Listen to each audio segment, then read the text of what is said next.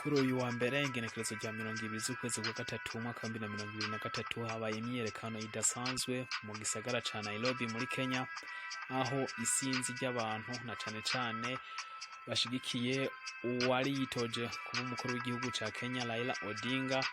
bashwaye amabarabara biyamiriza iduga ry'ibiciro ndetse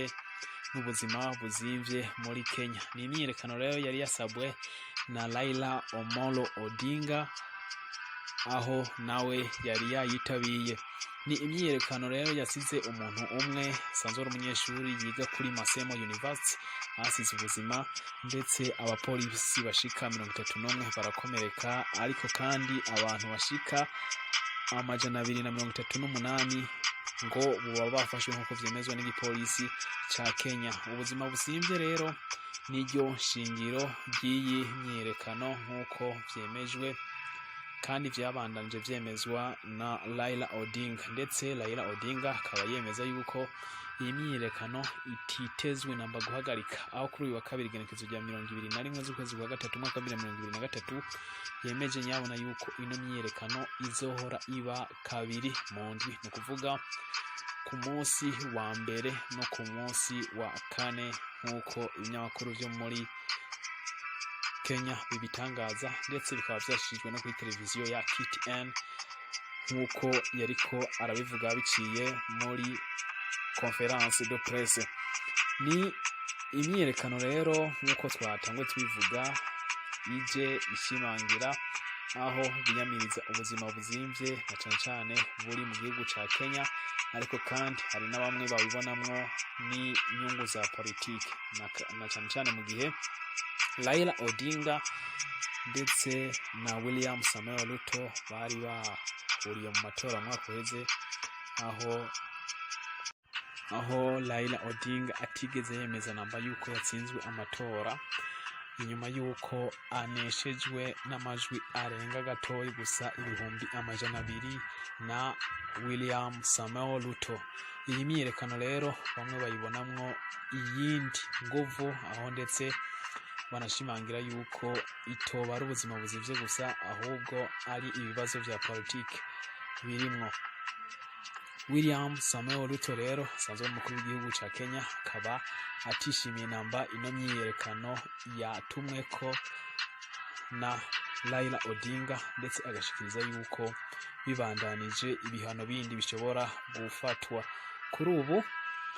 nk'uko twabishikirije rero umukuru w'igihugu, umukuru w'imigambwe yihurije hamwe ya Azimio la Umoja ariwe Raila Omolo Odinga akaba yaje kumenyesha yuko ino myiyerekano ititezwe namba guhagarara, ahubwo ko kabiri mu ndwi ariko bigiye kuza birakogwa, no kuvuga ku munsi wa mbere ndetse no ku munsi wa gatatu no ku munsi wa kane. Kuri ubu ariko ivyononekaye muri ino myiyerekano nk'uko igipolisi kibitangaza ngo biciye miliyari 2 z'amashiringi y'amakenya, no kuvuga hafi miliyari zishika 6 z'amarundi. Ni imyiyerekano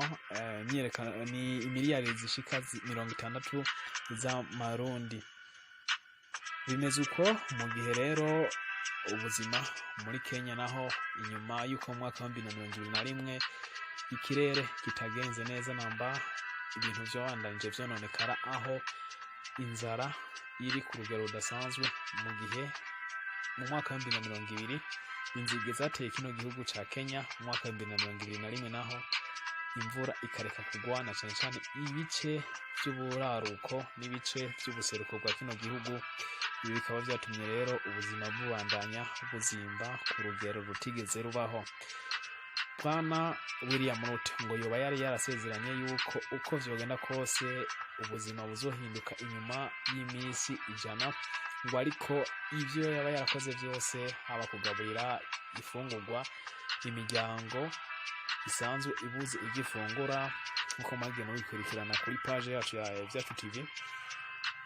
twagiye twereka amafoto, ariko ngo akano kigoro kose ngo nikoba karagenze gashimishwa, ariyo mpamvu abanyagihugu biraye mu myiyerekano, ndetse ubuzima buzinze akaba ariyo mvo nyamukuru ishingiro ry'imyiyerekano iriko iraba. Tugere kuza turakomeza tubaha ama update kuri no myiyerekano, na cyane cyane yuko William Ruto Raila Odinga yemeje yuko izoba kabiri mu ndwi. Thank you.